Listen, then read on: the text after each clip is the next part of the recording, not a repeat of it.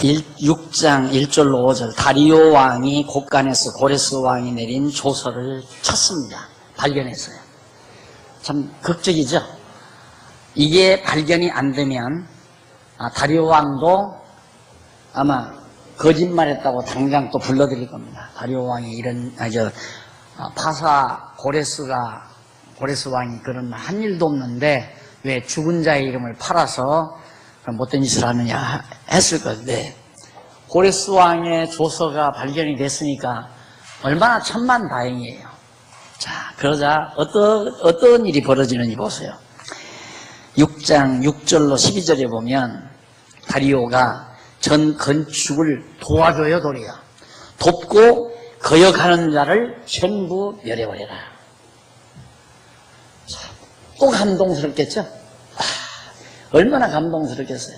성전 건축을 방해하려고 총독들이 일어나서 연명으로 난리를 쳐가지고 다리오에게 고발장을, 상소장을 보냈는데, 상소장을 다리오 왕이 살펴보고는 정말이 사실이 그런가를 확인하기 위해서 창고에서 문서를 꺼내가지고 고레스 왕이 유다 백성들에게 돌아가서 성전 지으라고 했던 그 칙령 문서를 찾아가지고 확인한 다음에 도리어 당장 이 예루살렘 성전 건축 도와줘라 해가지고 이 부근에 있는 총독들 다 돕도록 그렇게 해주면서 도리어 그 일을 거역하는 자, 만약에 도우란 말을 거역하는 자는 전부 다 멸해버리라. 이 조서를 내렸습니다. 어떻게 도우라냐면 여기서 다 이제 조공, 농사를 짓거나 산업을 해서 남으면 이제 좀 파사로 제국으로 황제한테 상납을 해야 되잖아요. 세금으로. 근데 일로로 가져오지 말고 전부 일로로 가라. 이런 일이 있는 거예요. 하나님이 하시면 다 된다 이 말이에요. 그러니까 우리가 얼른 보면 재물을 막 내가 쫓아가면 재물을 먹을 것 같아도 그렇게 되는 거 아니에요. 그럴 것 같으면 이 세상 돈 모으지 않고 사는 사람이 어디 있겠습니까? 다 돈 모으고 부자 돼서 살지. 나서부터 조금만 철이 들면 욕심부터 생기는데, 남보다 더 큰 거 가지려고, 더 많이 가지려고, 더 좋은 거 가지려고 평생 그것을 위해 살잖아요. 평생. 그리고 반대로 엄청난 돈을 모아가지고 사는 사람 다 자기 잘나서 사는 줄 알죠. 솔로몬이 이미 얘기했지만 그렇게 모아놨어도 눈으로 보는 것 뿐이더라. 솔로몬이 그런 얘기를 해요. 이거 보세요. 하나님이 다리오 왕을 감동하니까 자기한테 가야 될 조공을 전부 성전 공사하는 데 쓰도록 근로로 재물을 도와줘라. 그러니 저걸 방해하려고 상소장을 보냈다가 이런 경우를 혹 때려갔다가 혹 붙였다 그러죠. 하나님이 그렇게 섭리하신다 이 말이에요. 그러니까 정말 내가 하나님의 일을 한다, 내가 하나님께 쓰임받는다 하는 사람은 아무 걱정할 필요가 없는 거예요. 욕심부릴 필요도 없고 질투날 필요도 없고 막 그냥 야망을 가질 필요도 없고 막 큰일 하려고 애쓸 것도 없는 거고, 하나님이 시키는 대로, 하나님이 하게 하시는 대로 할 수 있는 일, 하나님이 맡겨준 일 열심히 하고 살면 돼요. 열심히 하고 살면. 안 되면 안 하면 못하는 거죠. 안 되면 못하는 거예요. 안 되는 일을 하려니까 힘들고 애타고 실패라고 생각을 하고, 하나님이 일하는데 실패가 어디 있어요? 목사만 하나님의 일하고 사는 게 아니에요. 모든 하나님의 사람들은 하나님의 일을 하고 살아요. 그 일이란 여호와의 이름을 깨달아 알고 경외하는 일이에요. 경외케 하기 위해서 깨닫게 하려고. 왜? 여호와의 이름을 깨달아야 하나님 나라 가서 영원토록 찬양하며 살 거 아니에요. 찬양 주제가 할렐루야라고 했잖아요. 할렐루야. 천국 가서 부르는 찬양은 할렐루야 단마디예요. 할렐루야 이 말은 뭔 얘기입니까? 여호와를 찬양하라 한 거 아니에요. 여호와의 이름을 알아야 찬양이 나오죠. 여기 지금 여호와의 이름을 알리게 하잖아요. 성전 지으려고 했는데 총독들이 방해해서 상소를 올렸단 말입니다. 이제는 못 짓겠구나. 절망 안 했을 거예요. 하나님이 하시는 일이니까 너희들이 방해해도 된다. 믿었으면 여호와 경외하기를 배운 사람들이고, 아이고 이제는 틀렸구나. 주변에서 이렇게 반대꾼이 대적자들이 많은데, 반대하는 사람이 많은데, 그것도 총독들이 다 반대하는데 어떻게 하랴. 좌절하고 절망했을 거예요. 근데 그걸 안 하잖아요. 도리어 전화위복이 되잖아요. 그래서 마무리, 모자라는 경비 다 돼가지고 완전하게 성전 건축하도록 도와줘라. 반대하면 죽여버리라. 멸망시켜버리라. 역시 할렐루야죠. 여호와의 이름을 찬양할지어다. 할렐루야. 여호와를 안다는 것이 지혜의 근본이에요. 여호와 이름, 글자를 안다는 말이 아니잖아요. 여호와를 아는 것이. 여호와. 이 글자를 안다는 게 아니라 여호와 이게 고유명사인데 하나님의 이름인데, 여호와 하나님은 어떠한 분이신가를 알아야 여호와를 아는 거거든요. 그 여호와는 언약하시고 언약대로 이루시는 분이란 말입니다. 이 언약하시고 언약대로 이루는 분이 여호와임을 알면 지혜자다 이 말이에요. 그걸 모르면 지혜자가 아니고 미련한 자예요. 그걸 모르면 자꾸 자기 욕심대로 살려고 하는 거죠.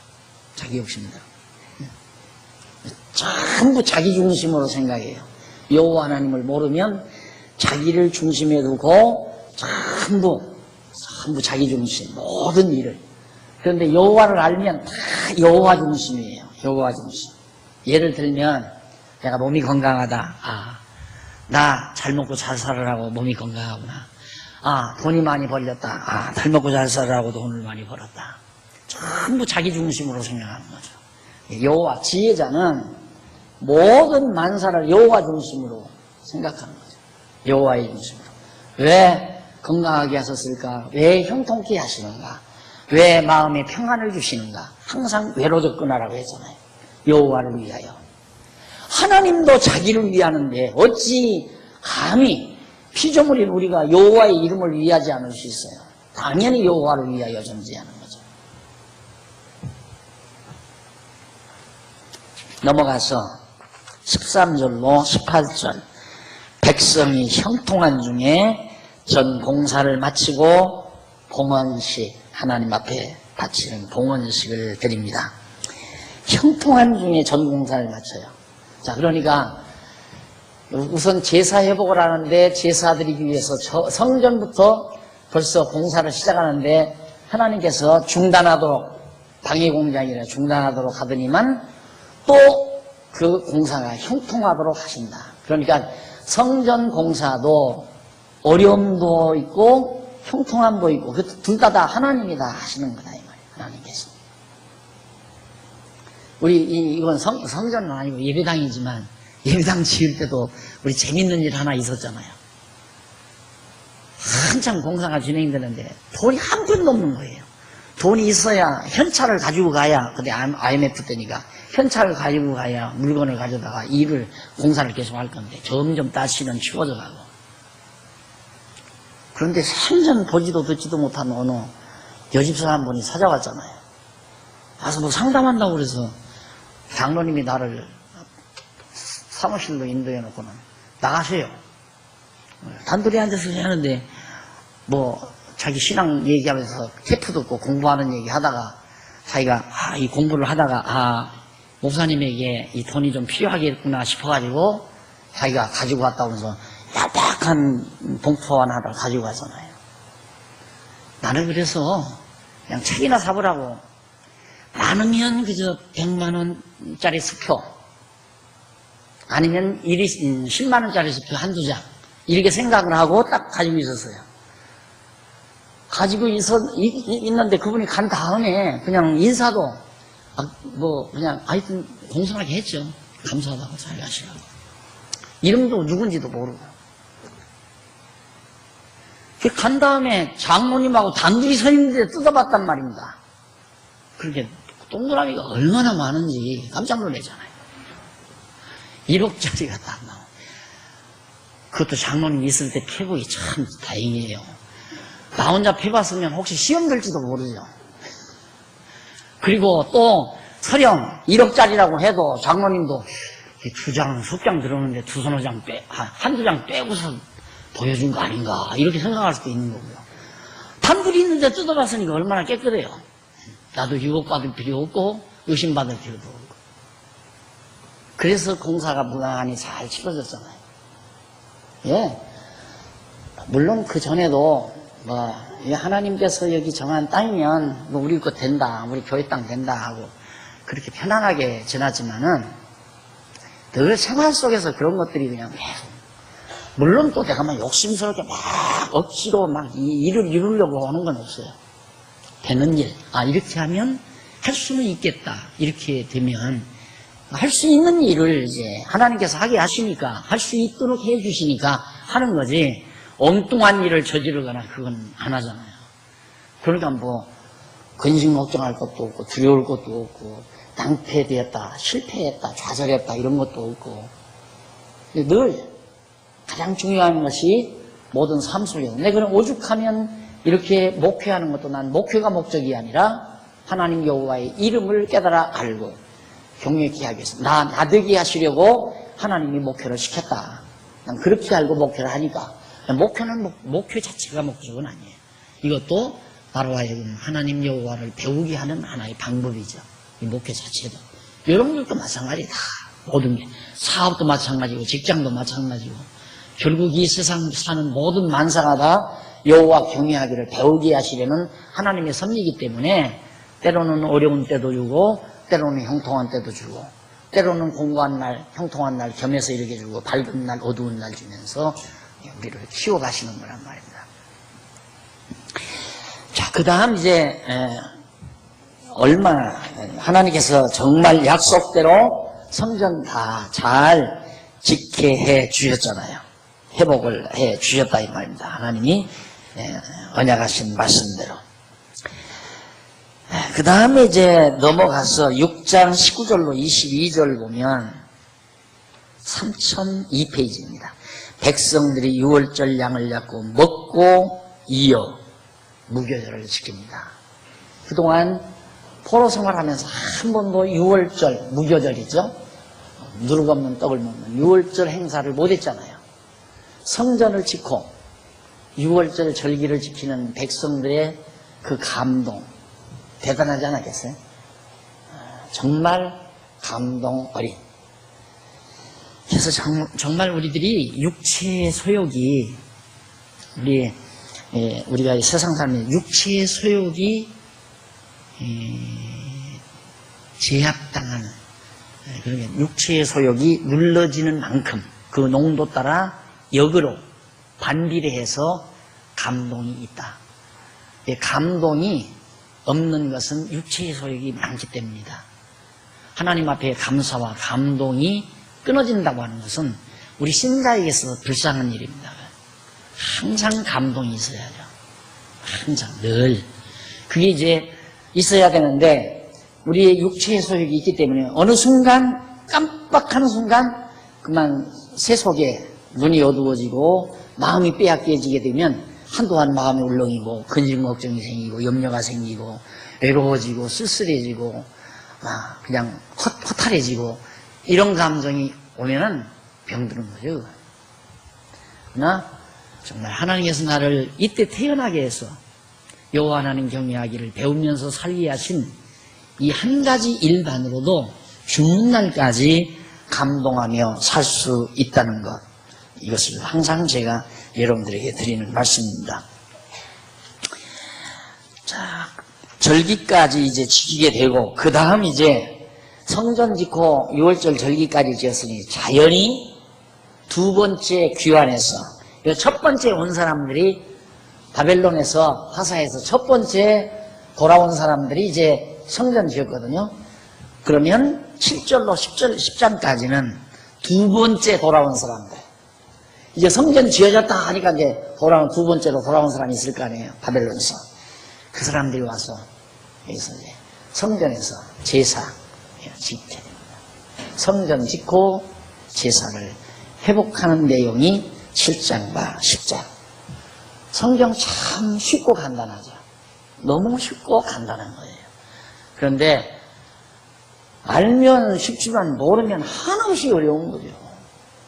참 이상하다. 무엇 때문에 하나님은 헐었다가 다시 회복시키는가. 아, 이 사람들이 죄지니까 헐어버리더니만 여기는 죄 안 지니까 그러면 쉬었나요?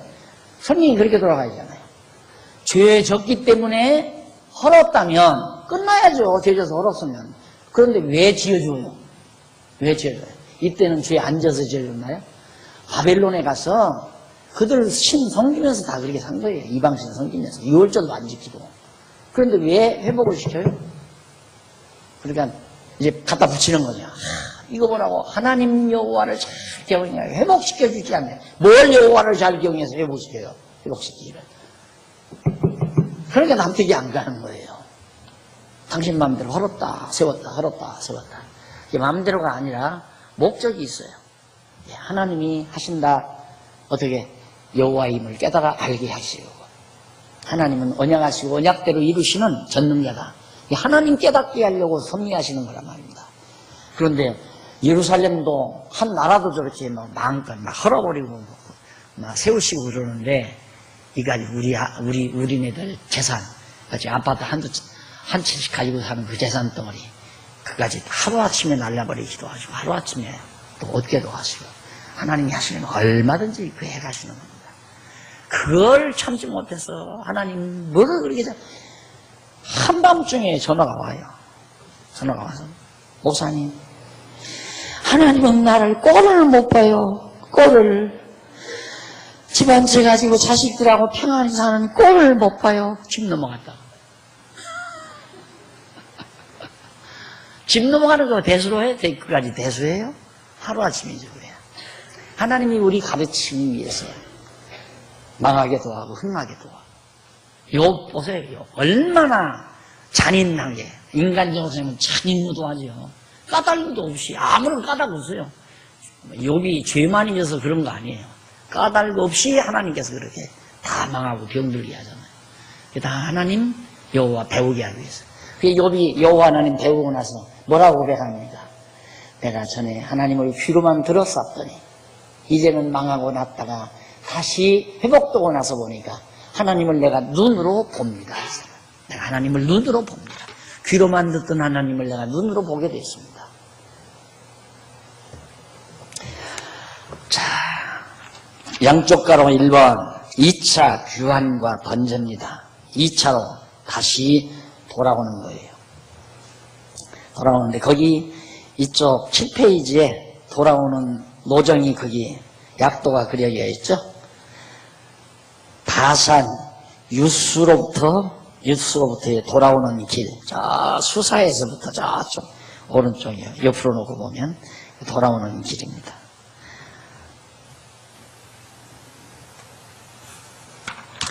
그 다음 7장 1절로 10절에 보면 8페이지, 3008페이지 1절로 10절 7장. 아론의 16대 자손 에스라가 예루살렘 성으로 돌아옵니다. 에스라. 제사장이죠. 에스라. 그래서 에스라서예요. 예. 아론이 대제사장, 아론 자손만이 대제사장이거든요. 그러니까 아론의 16대 손이라고 그랬죠. 예. 16대 손. 16대 자손. 그러니까 여기서 아론이 모세의 이때 아론이거든요. 모세의 형이 아론인데 이때로부터 이때까지 16대가 흘러간 거예요. 그러니까 하나님께서 제사장 아론 자손이 남아있지 않으면 또 제사도 아무나 드리는 거죠. 하나님께서 그렇게 에스라를 살려놓으셔가지고 하나님이 명하신 대로 아론 자손이 제사를 드리도록, 그래서 제사 드리기 위해서 정확하게 돌아오잖아요. 걱정할 거 없죠. 자, 여기서 만약에 성전은 지어졌는데 야, 이거 제사를 누가 드리냐, 그리고 걱정한다면 하나님 모르는 사람이죠. 여호와 하나님 모르는 사람이죠. 걱정 안 하는 사람은 하나님이 해결하실 거야 기다리는 사람이고요. 돌아오잖아요. 그것도 정확하게 아론의 16대 자손이에요. 제사 하나님께 드리게 해야 돼요. 하나님께서 그렇게 전부 다 치밀하게, 정말 치밀하게 그렇게 섭리해서 모든 만사를 하나님이 이루어 가시는 거다. 자만하면 안 돼요. 내가 했다 생각하면 안 돼요. 하나님이 해 가게 하신다. 나를 청지기로 그냥 하나님이 쓰신다.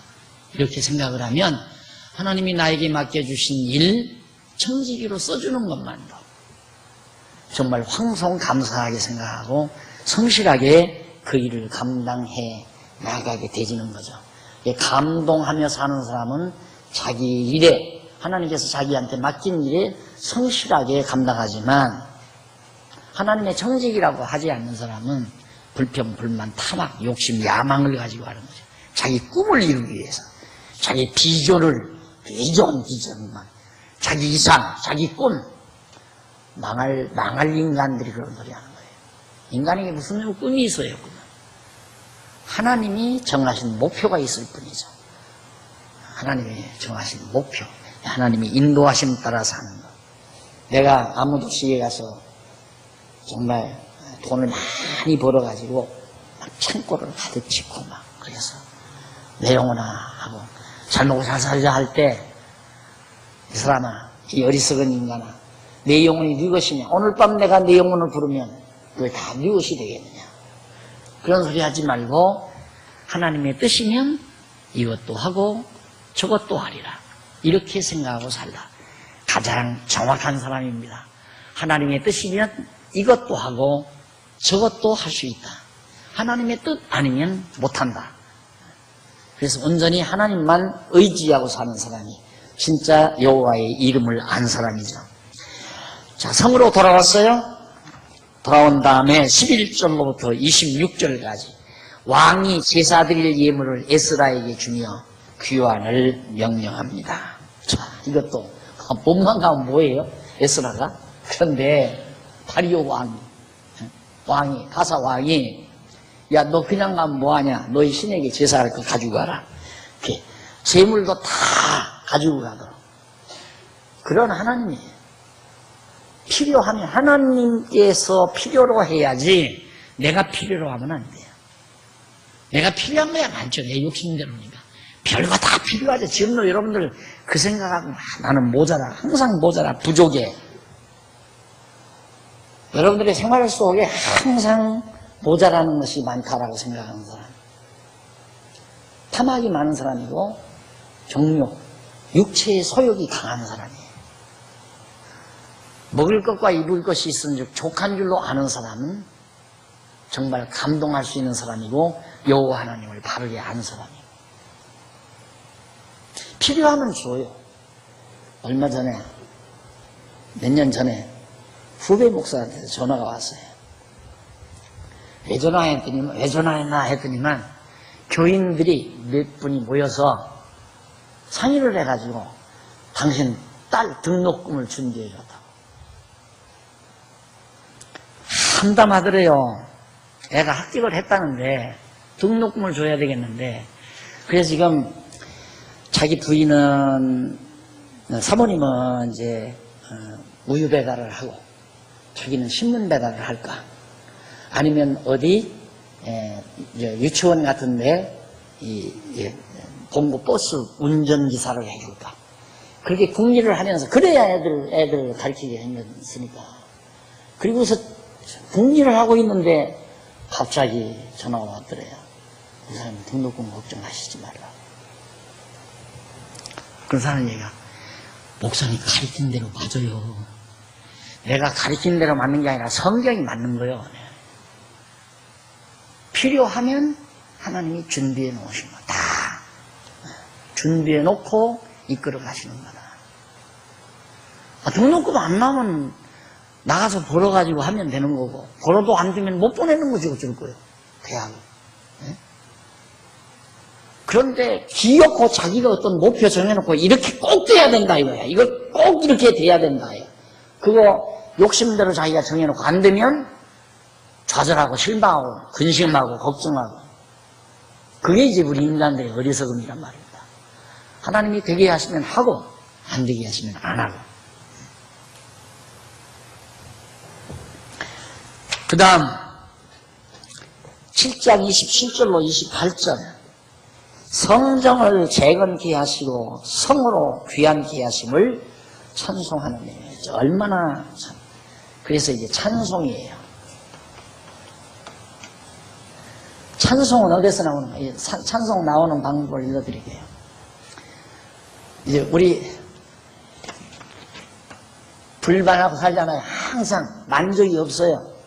욕심이 많기 때문에. 불만하는 우리들로 하여금 하나님을 알게 해요. 깨닫게 해서 알게 해요. 하나님을 알면 감사가 나와요. 그리고 찬송이 나오고. 하나님을 알아야 감사, 찬송이 나와요. 하나님께서는 우리 인간을 하나님의 찬송이 되게 하시려고 지었다고 이사야 선지자가 얘기해요. 자기의 백성들을 하나님의 찬송이 되게 하시려고 지었다. 그럼 찬송 부르게 한다 이 말이죠. 보세요. 여기서 우상 섬기고 불만하고 하나님도 잊어버리고 살던 백성들을 바벨론으로 사로잡혀 가서 70년 살다 돌아와가지고 언약대로 성전 다시 회복시키고 제사를 드리게 하나님이 돌아와서 제사 드리게 만들어주니까 그것을 찬송했다고 하잖아요. 이게 찬송하게 하시는 방법이에요. 찬송하게 하시는 방법. 찬송 나오기 전에 벌써 감사는 전제되죠. 감사가 없이 찬송이 나올 수가 없잖아요. 하나님이 우리로 하여금 어떻게 찬송을 부르게 하는가? 찬양대들 모아놓고 높이, 거기 낮이 이렇게 해서 찬송 부르는 찬송이 아니라 하나님이 저런 역사 섭리를 통해서 부르게 하시는 찬송. 그러나 저 찬양대 늘 기존처럼 그렇게 기술 자랑, 목소리 자랑보다도 음정 들려도 괜찮다. 정말 하나님 앞에 감사한 마음과 찬송이 터져나오는 분들은 목소리 나빠도 좋으니까 앉아서 찬송 불러라. 내가 내가 바라는 바는, 욕심이라기 바라는 바는 찬양대 따로 없이 그냥 온 성도가 함께 코러스로 부를 수 있으면 더 좋죠. 물론 합창도 하지만은 찬양대도 따로 저렇게 하는데 곡이 좀 틀리면 어때요? 문제는 그 찬송을 부르는 마음, 성도 마음속에, 찬양대원 마음속에 감사가 있고 찬송이 있나? 감사 찬송이 없어도 파트잔 한 달에 몇십만 원씩 받고 와서 목소리 자랑하는 거, 그런 찬송 난 죽어도 듣기 싫으니까 차라리 음악감상실에 가지. 그럴 바에야 음악감상. 교회에서 부르는 찬송은 달라요. 남 들으라고 하는 게 아니라 내 감동을 폭발하는 거예요. 여호와 하나님 자랑하는 거예요. 전혀 달라요. 27절로 28절 성전을 재건케 하시고 성으로 귀환하게 하신 언약대로 이루신 하나님께 찬송한다 이 말이죠. 8장 1절로 14절 에스라와 함께 올라온 족장 및 백성들의 계보와 계수. 에스라만 온 게 아니라 에스라를 따라서 많은 백성들이 또 왔어요. 그 사람들의 계보, 족보 그거 다 나와요. 전부 다 여기서 사로잡혀 간 사람들. 예루살렘에서 다 사로잡혀서 저 바벨론으로 사로잡혀 간 사람들의 그 계보를 따라서 살아남은 자들이 쭉 돌아온 것을 다 기록하고 있습니다. 명수까지 다 나오죠. 이게 역사적인 실제 사실이에요. 역사적인 실제 사실. 하나님이 이처럼 우리 인간 역사를 다 주관하시고 다스리심을 여기서도 다시 한번 발견해 볼 수 있습니다. 근데 거기 이제 보게라고 하는 말 나오죠. 15절, 15페이지, 3015페이지에 보면 중간에 히브리어 하나 앞부분에 나와요. 그 보게라는 말, 그들의 보게라는 말인데 이는 스스로 등록한 자라는 뜻이에요. 스스로. 내가 여기로 예루살렘으로 돌아가겠다라고 자원해서 다 등록한 사람의 명단이에요. 억지로 돌아오는 거 아니에요. 이 돌아온다는 것도 쉽지 않죠. 만약에 지금 예를 들어서 남북이 통일이 됐다. 60년 지금 지났잖아요. 남북이 통일이 됐다. 여기서 돈 벌고 잘 사는 사람은 안 갑니다. 이북으로. 근데 여기서 아파트도 없고 전세 사는 사람. 아마 그 사람들은 혹시 갈 거예요. 거기 이북으로 다시 가서 살려고. 왜? 여기서도 못 살고 거기서도 못 살 바에야 고향이나 가서 살자고 갈 수 있죠. 그러나 여기서 다 자리 잡고 사는 사람들이 가겠어요? 그런데 여기 보세요. 70년 됐으면 여기서 이미 다 자리 잡고 사는 사람 많아요. 예루살렘 가봤댔죠. 다 허벌판이고 성만 하나, 예루살렘 성전만 하나 지어졌다더라. 언제 거기 가서도 땅 파고 과목 심고 목장을 만들어서 양 기르고. 아유, 귀찮다. 안 가려고 하는 사람은 안 가려고 할 거 아니겠어요. 차원에서 나는 돌아가겠다. 그런 사람의 명단이 바로 14절까지. 왜? 가서 성전 있는 곳에 가서 여호와 경외하며 살고 싶어서. 잘 먹고 잘 사는 것이 중요한 게 아니라 여호와 경외하며 사는 것이 더 중요하다고 생각하는 사람들이 돌아가기를 다 차원에서. 그 다음 15절로 20절. 에스라가 레위 자손이 없어서 족장들로 데려오게 하는. 에스라가 이렇게 돌아오는데 자기 혼자 와서 제사 드릴 수는 없잖아요. 성전에서 할 일이 얼마나 많은데 매일같이 드리는 제사장도 있어야 되고 그 다음 레위 자손들도 와서 그 성전 안에서 각종 할 일이 많은데 근데 안 돌아온다 이 말이에요. 그러니까 에스라가 레위 족장들을 시켜가지고 레위 자손들을 오도록 그렇게 해서 데려오게 하는 그런 장면이 20절까지. 데려오라고 그렇게 할 때까지 뭘 기다려요. 빨리 와야지. 레위 자손이 여호와 하나님 경외하고 사는 게 레위 자손이 임무인데 왜 안 돌아오느냐 이 말이죠. 안 돌아오고 자기가 버티려고 해도 에스라가 불러들이잖아요. 8장 21절로 23절 18페이지. 에스라가 평탄한 길을 구함으로 여호와께서 응낙을 합니다. 때에 내가 하와강 강가에서 그러니까 바벨론 쪽에서 오는데 이게 상당히 먼 길 아니에요. 여기가 상당히 오랜 동안 걸어와야 하는데 뭐 지금처럼 이렇게 막 고속도로가 닦인 것도 아니고 무인지형 사람이 살지 않는데 거쳐올 수도 있고 사막을 거쳐올 수도 있고 그렇기 때문에 하나님 오다가 도적대들을 만날 수도 있고 하나님 앞에 정말 제발 평탄한 길 평안히 도착하게 해달라. 왜 그러냐면 지금 엄청난 보물을 가지고 양떼들을 끌고 소떼들을 끌고 지금 오니까 중간에 도둑대들 만나면 다 뺏기는 거죠. 하나님께 구했는데 하나님께서 그렇게 인도한다고 해가지고 24절로 30절에 보면 에스라가 제사장 두목들에게 은금과 기명을 위탁시키는 대목입니다. 무사히 돌아와서 제사장 두목들에게 제사장 두목들에게 전부 가지고 온 보물들을 다 인계해 줍니다. 그 다음 31절로 36절 성에 온 자들이 보물을 인계하고 여호와께 번제를 드리는 내용이죠. 자, 제사 회복됐죠? 여기서 중요한 것은 제사를 드렸다는 그 자체가 중요한 것이 아니라 중요한 말입니다. 하나님께 제사를 드렸다는 그 자체가 중요한 게 아니라 하나님이 언약하신 대로 이루셨다는 것이 중요하다 이 말이에요. 제사 드린 것을 중요하게 생각하면 자꾸 우리 행위를 강조하는 거예요. 여러분들 하나님 경외해야 됩니다. 하나님이 이렇게 엄청난 보물을 얻도록 에스라에게 하나님께서 복을 주셨는데 하나님 앞에 제사를 드려야죠 하고 하나님께 제사 드리라고 교훈하겠지만 그게 아니에요. 성경이 말하고자 하는 것은 하나님께서 회복시켜 주려고 언약하시는 대로 우선 성전 회복에서 제사가 회복되도록 하셨다. 자기 이름을 위해서 그렇게 섭리하셨다.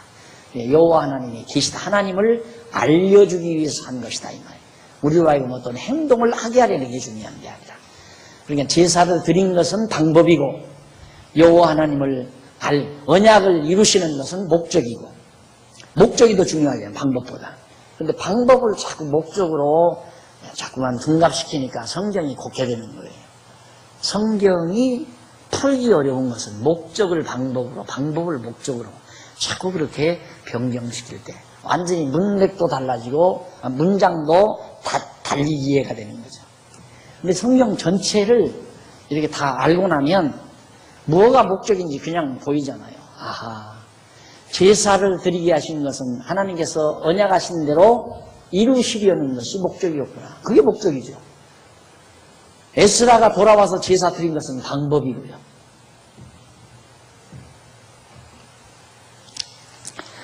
자, 넘어가서 9장에서 10장까지입니다. 양쪽 가로 2번 이스라엘 자손의 성별.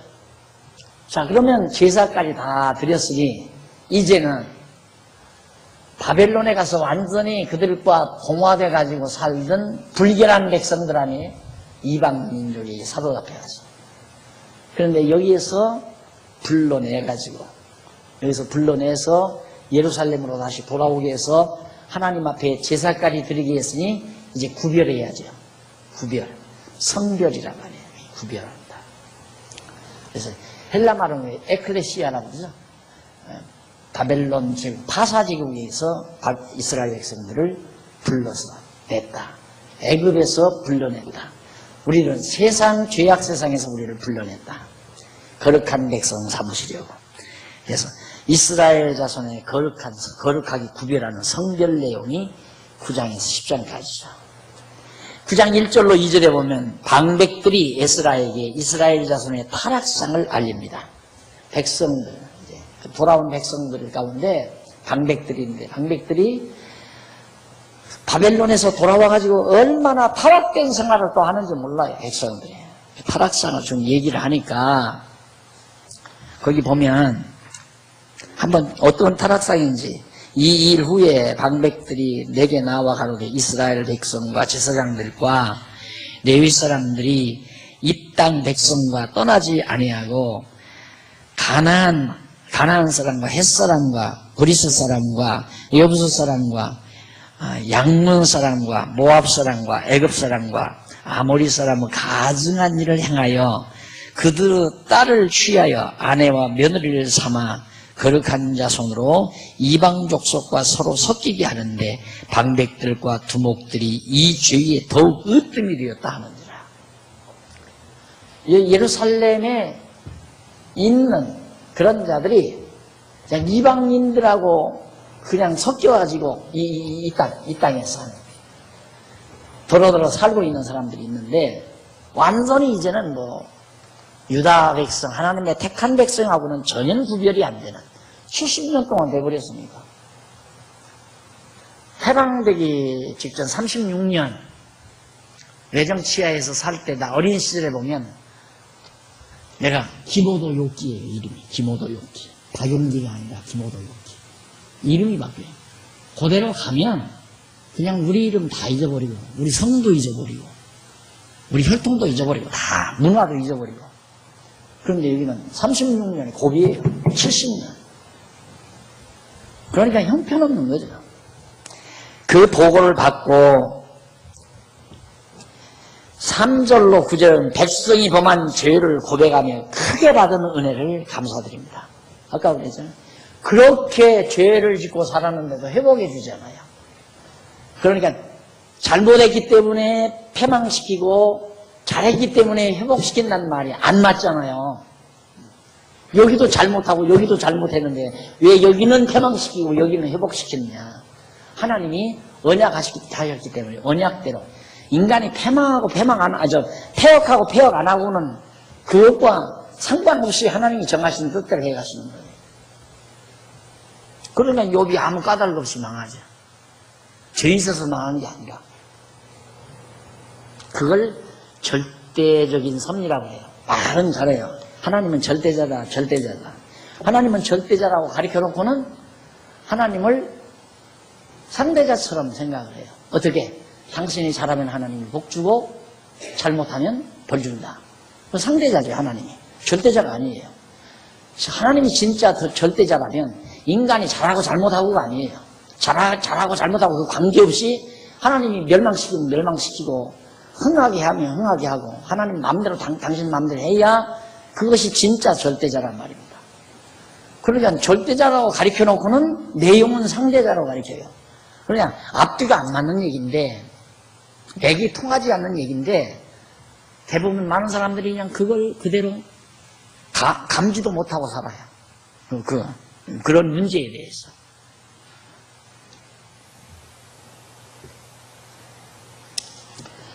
넘어가서 9장 10절로 15절 보면 27페이지 계명을 배반하고 가증한 일 행한 백성의 죄를 회개합니다. 그렇게 다 회복시켜 놓고야 하나님 깨닫고 그때야 잘못했구나 하고 회개하잖아요. 그래서 우리 장로교 교리 가운데 구원의 서정 가운데 하나님의 소명 그 다음 중생, 신앙, 회개. 이게 나오죠. 하나님이 불러서 우리를 거듭나게 해가지고 믿게 한 다음 회개시킨다. 하나님께로 돌아가게 한다. 회개가 뒤에 나오잖아요. 네. 회개하고 믿으라가 아니에요. 회개해야 중생 얻는다 하는 것도 잘못이죠. 그런데 요즘 오순절교들은 계속 회개하고 중생해라. 회개해야 중생한다. 그런 소리 잘하지만 아니에요. 하나님의 자녀로 거듭나고 중생하면 이게 아니라 하나님 의지하고 하나님께로 돌아오는 거죠. 하나님을 알고 하나님의 자녀로 태어나니까. 그러니까 하나님이 불러서 하나님의 자녀로 거듭나게 해가지고 하나님 믿고 돌아오도록 그렇게 하시는 거죠. 이게 장로교 교리가 맞는 얘기죠. 그런데 말만 장로교지 가르치는 건 선전 알미니안주의로 내가 하나님께 회개해야 하나님이 나에게 성령 충만 줘서 중생한다. 이렇게 잘못된 거죠. 비성서적인 얘기. 넘어가서 10장 1절로 4절 보면 자복하는 에스라에게 스가랴가 해결책을 가르쳐줍니다. 에스라가 하나님의 전에 엎드려 울며 기도하여 죄를 자복할 때에 많은 백성이 심히 통곡하며 이스라엘 중에서 백성 남녀와 어린아이의 큰 무리가 그 앞에 모인지라. 엘람 자손 중 여이르 아들 스가랴가 에스라에게 이르되 우리가 우리 하나님께 범죄하여 이 땅 이방 여자를 취하여 아내를 삼았으나 이스라엘에게 오히려 소망이 있나니 곧 내 주의 교훈을 쫓으며 우리 하나님의 명령을 떨며 준행하는 자의 은혼을 쫓아 이 모든 아내와 그 소생을 다 내어 보내기로 우리 하나님과 언약을 세우고 율법대로 행할 것이라. 이는 당신의 주장할 일이니 일어나소서. 우리가 도우리니 힘써 행하소서. 자, 에스라가 지도자로서 제사장으로서 참 백성들이 막 이방 여자들하고 결혼해가지고 완전히 난장판이 됐단 말입니다. 그때 바로 스가랴라는 사람이 우리 정말 이렇게 하나님께 다 돌이켜서 이제 정말 이방 여자들 다 내쫓고 하나님의 사람답게 거룩한 생활을 하도록 하자는 그런 뜻으로 얘기를 놨습니다. 해결책을 제시해 주면서 가르쳐 주는 내용이죠. 그런데 하나 좀 정리하십시다. 그 앞서 보면 10절로 12절 한번 보실까요? 10절로 12절 보면 우리 하나님이 이렇게 하신 후에도 우리가 주의 계명을 배반하였사오니 이제 무슨 말씀을 하오리까? 11절 전에 주께서 주의 종 선지자들로 명하여 이르시되 너희가 가서 얻으려 하는 땅은 더러운 땅이니 이는 이방 백성들이 더럽고 가증한 일을 행하여 이 가에서 저가까지 그 더러움으로 채웠습니다. 그런즉 너희 여자들을 저희 아들들에게 주지 말고 저희 딸을 너희 아들들에게 데려오지 말며 그들을 위하여 평강과 형통을 영영히 구하지 말라. 그리하면 너희가 왕성하여 그 땅의 아름다운 것을 먹으며 그 땅을 자손에게 유전하여 영원한 기업을 삼게 되리라 하선하니라. 자, 여기 그리하면이라는 말이 나오죠. 너희들이 그 땅 아들들에게 주지도 말고 며느리 되어오지도 말고 또 사위도 삼지 말라. 왜 그러냐면 여기 이 땅에서 이스라엘 백성들이 떠난 이후에 다 바벨론이 이방 민족들을 데려다가 여기서 무지한 사람들, 힘없고 가난한 사람들을 데려다가 여기 살게 한 거예요. 예, 잡민족들이 여기서 띄엄띄엄 흩어져 사는데, 여기 들어와서 너희들이 살 때 이들을 며느리 삼지 말고 사위도 삼지 말라 그 말이에요. 그렇게 하면 너희들이 그 땅에서 평통하게 잘 살 거다. 조건부 아니에요? 그래서 그게 지난번에도 말했지만 여기 나오죠.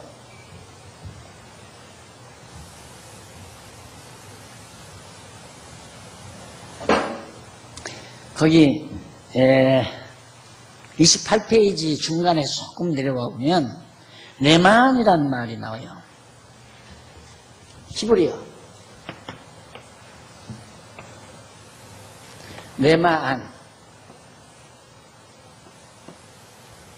레만이라는 말이 나오는데, 이 말은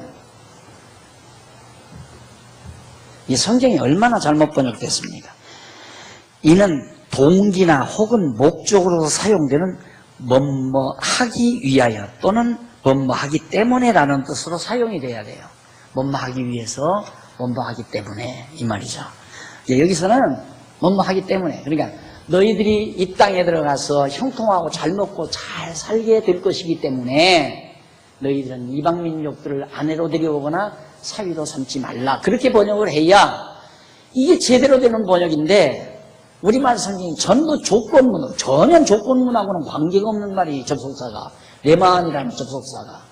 그래서 지난번 성경공회 이사회 모여서 갔을 때 구약 담당 교수님을 만나가지고 제가 한번 언지를 했어요. 수고 많이 하셨다고 하셨는데, 그 구약에 특히 신명기에 이 레만이라는 말을 자꾸만 그렇게 그리하면, 그렇게 하면, 그렇게 조건부로 번역을 했는데, 조건부 접속사가 아니고, 그건 뭐뭐 하기 때문에 뭐뭐 하기 위하여 라고 하는 그런 의미로 번역이 돼야 되는 걸로 저는 아는데, 한번 좀 살펴보셨냐고 그랬더니, 아, 그래요. 제가 한번 살펴보겠습니다. 그러시더라고요. 예, 동기나 혹은 목적으로. 예. 그 땅에 가서 너희들은 잘 살게 될 것이기 때문에 동기죠. 하나님께서 이미 여기 회복시켜준다고 언약했으니까 잘 살게 돼 있어요. 그런데 무엇 때문에 이들과 평온하게 지내려고. 그러니까 사돈 삼는 것은 이들 두려워서 삼을 수도 있죠. 이들 도움 받으려고 삼을 수도 있는 거고. 그래서 이들 사돈 맞고 그러지 말라. 너희들은 깔끔하게 구별된 백성으로 살라. 왜? 하나님께서 이미 언약대로 너희들을 회복시켜서 잘 먹고 잘 살게 할 것이기 때문에 절대 이방인과 통혼하지 말라. 그 얘기란 말입니다. 그 부분 하나 정리하고 말입니다. 그 다음 10장 5절로 17절에 보면 율법을 지키기로 하고 자혼을 한 자들을 조사하게 합니다. 율법대로 하나님이 모세가 명한 대로 이방 결혼하지 말라. 그런 대로 하기로 다 작정을 하고, 그리고 자혼, 이방 여자와 이방 남자들과 결혼한 자들을 전부 다 조사해 와라. 누가 결혼했는지. 이제 하나하나 거룩한 백성으로 구별하기 위해서 하는 일입니다. 33페이지 18절로 44절, 이방 여인을 취한 제사장과 레위 사람과 백성의 명단이 거기 나옵니다. 조사해 보니까 거기 18절로 44절에 나오는 그 사람들의 명단, 어느 지파에서 누구 쫙 나와요. 그래서 44절에 보면 이상은 모두 이방 여인을 취한 자라. 그 중에 자녀를 낳은 여인도 있었더라. 여자를 취해서, 이방 여자 취해서 아들까지 다 낳았고 한 자들이 있었다. 이렇게 해서 결국 에스라 내용이 다 마무리 졌습니다. 여기서 이제 마무리 지면서 우리 36페이지 3036페이지 중간쯤 보면 한 줄 건너서 줄 바꾼 곳이 나오죠. 여기서 지금까지 앞에서 살펴본 내용을 종합적으로 간략하게 총정 정리를 해서 다음에, 다음이면 가로 없는 2번으로 연결되는 느헤미야 내용과 매듭을 만드는 거죠. 보통 우리 보통 지금까지 성경 연구하면 에스더 에스라는 에스라대로 딱, 그래서 시작해서 딱 이미 끝났어요. 그리고 느헤미야는 또 따로 시작해요. 느헤미야 1장부터 또 공부 다시. 그러니까 이게 다 단절이 되는 거예요. 이게 다 끊어지는 거예요. 이게 다 끊어지는 거예요. 다 토막. 그러니까 지금 내가 이 선을 이렇게 쭉 그어드리는 것은 이게 끊어지는 게 아니에요. 성경 전체가 창세기 1장부터 지금 에스더서까지, 더 나아가서는 요한계시록 22장까지, 22장 마지막 절까지 하나의 논리적인 흐름으로 하나로 연결된 논리 체계를 가지고 있다 이 말입니다. 이게 끊으면 안 되는 거죠. 중간에 끊으면. 그런데 이제 이 성경을 발견을 할 때 자꾸 보기 좋게 창세기 따로, 출애굽기 따로 이걸 다 명령을 따로따로 해서 그렇게 하다 보니까 후대 사람들이 그걸 보고 창세기는 창세기 따로, 출애굽기는 출애굽기 따로 이런 식으로 이해를 하는 것이 성경의 참뜻을 아는데 큰 장애가 된 거예요. 그래서 내가 이 부분을 항상 강조하는 것은 총정리해서 다음에 계속될 내용과 논리적인 연결을 꾀한다. 이걸 연결시켜주겠다 그 말이에요. 논리적으로. 끊어놨으니까. 연결을 시켜야 맥이 통하죠. 맥이 통해야 진정한 의미가 나오는 거고. 그래서 여러분들이 이 교재를 보시면서 항상 여기서 지금까지 그 부분을 항상, 그래서 에스라 7장부터 10장까지 그 논리가 나와요. 에스라 7장부터 10장까지가 바로 하나님께서 백성과 레위 자손을 2차로 귀환시켜 여호와께 제사를 드리고 성별하도록 섭리하시는 내용. 그 다음 이제 이쪽 37장 37페이지 중간 조금 못 미치면 줄바꿈에 나오죠. 에스라 전체 내용은 뭐냐? 에스라 전체 내용은 하나님께서 예루살렘 여호와의 전을 중건하게 하셔서 제사 회복을 시키시는 섭리 내용이다. 성전 짓고 제사 회복시키는 내용이다. 에스라가. 그러면 그런 내용인데, 그런 내용은 바로 그 밑에서부터 그 37페이지 밑에서부터 하지 말고 위에서부터 하십시다. 에스라 전체 내용의 그 내용의 의미, 신학적 해석이에요. 에스라 전체 내용의 신학적 해석. 거기서부터 네 번째 줄 뒷부분에 보면 이러한 역사적 사실은 지금까지 성전 재건케해서 제사 회복시키는 이러한 역사적 사실은 그 말이죠. 이러한 역사적 사실은 여호와께서 열조에게 언약하신 말씀을 이루시는 계시입니다. 열조에게 언약하신 대로. 그럼 열조에게 언약한 게 어디냐? 일찍이 여호와께서는 야곱을 통하여 유다에게 여기 아까 나오잖아요. 유다에게 왕의 홀이 떠나지 않는다. 이 언약만 한 게 아니라 그 다음 또 나오잖아요. 그 다음에 그뿐만이 아니고 거기 이제 홀 떠나지 않는다는 말은 창세기 49장 10절에 나오는 얘기고 뿐만 아니라 여호와께서 그 언약의 말씀을 따라 일찍이 모세를 통하여 이스라엘 자손에게 나를 사랑하고 내 계명을 지키는 자에게는 1000대까지 은혜를 베푼다. 자, 모세를 통해서 사랑하는 자, 나를 사랑하는 자 1000대까지 은혜를 베푼다. 다윗이 여호와의 마음에 합한 자, 그래서 다윗 왕조에게는 1000대까지 오랜 동안 은혜를 베푸신다. 언제까지? 영원토록. 아브라함과 다윗 자손으로 신 그리스도 왕국을 통하여 영원토록 은혜를 베푸신다고 언약하신 말씀을 이루기 위해서 망한 자를 다시 회복시켜. 신학적 해석이죠. 그런 하나님을 우리에게 알게 하는 것이다. 그러면서 그 다음 또 나와요. 자,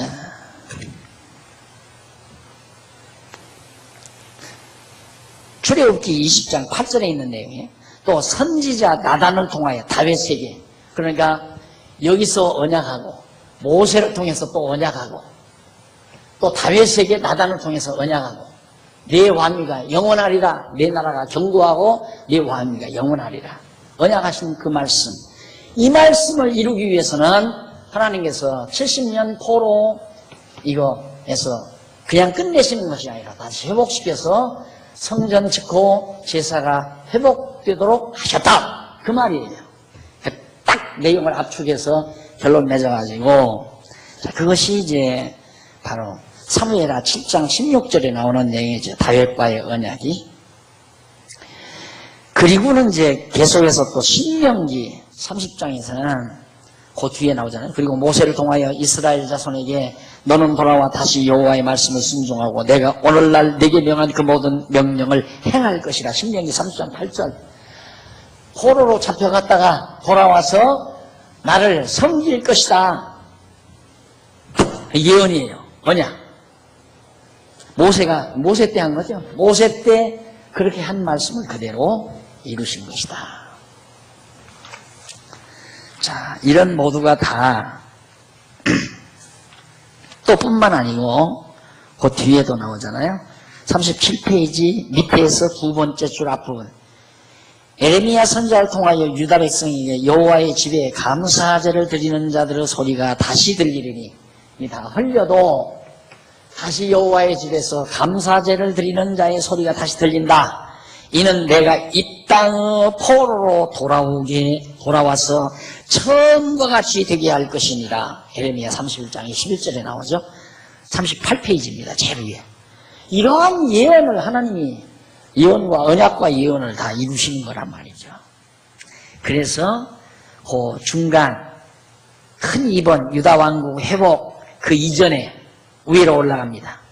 그 위쪽으로 세 번째 앞부분에 보면 이러한 목적에 따라, 어떠한 목적이냐면 언약대로 이루어지시는 이스라엘의 하나님 여호와이심을 택한 백성으로 하여금 깨달아 알고 그를 경외하며 섬기도록 하시려는데 바로 저런 역사 섭리의 목적이 있다. 그래서 이러한 목적에 따라서 여호와 하나님께서는 성전 제사를 회복시켜 주시고 회복시켜 주시는 계시 섭리를 하시고, 그러니까 에스라 내용 이 계시 섭리를 하시고 이어서, 이거 끊는 게 아니라 이어서 논리적으로 이어줍니다. 주시고 이어서 무너진 유다 왕국을 회복시켜 주시는 계시 섭리를 계속하십니다. 여기서는 왕국,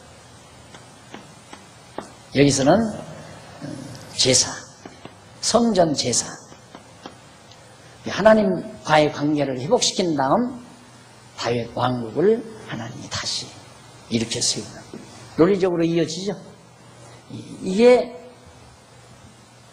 이거 끊어놓으면 안 돼요. 이거 끊어놓으면 이어져야죠. 하나님께서 성전만 회복하면 돼요. 나라도 회복시켜야죠. 그래서 느헤미야는 유다 왕국 회복 내용입니다.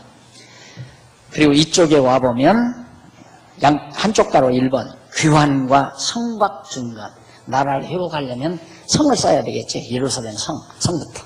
성곽 중간 내용이 1장부터 6장까지 나오는데, 그 다음 7장부터 13장까지는 유다 왕국 통치를, 성곽 딱 쌓고 유다 왕국이 다스리도록 통치가 회복되는 내용이 느헤미야 전체 내용이에요. 그러니까 느헤미야는 뭐냐?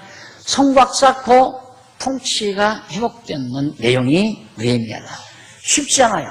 에스라는 성전 짓고 제사 드리는 것이고, 느헤미야는 성곽 쌓고 통치가 진행되는 내용이다. 그렇게 섭리하시는 하나님의 섭리다. 그렇게 하나님은 유다 왕국을 회복시킨다. 일주일 있다 확인하도록 오늘 강의 여기서 마무리합니다. 기도하십시다. 자비로우신 하나님 아버지, 은혜를 감사합니다. 오늘도 저희들을 불러 모으시고 여호와 하나님 살아계셔서 인간 역사를 다스리시고 나라들을 주관하시는 놀라우신 전능하신 능력을 다시 한번 살펴봤습니다. 하나님 아버지, 우리가 귀로만 듣지 말게 하시고 귀로만 들은 하나님, 정말 우리 생활 속에서 살아 역사하시는 하나님을 우리들이 눈으로 볼 수 있도록 인도해 주시옵소서. 정말 여호와를 알고 경외하는 지혜로운 삶을 살아가는 귀한 종들 살아가도록 성령께서 함께 하시옵시기를 비오며 예수님 이름으로 기도드립니다. 아멘.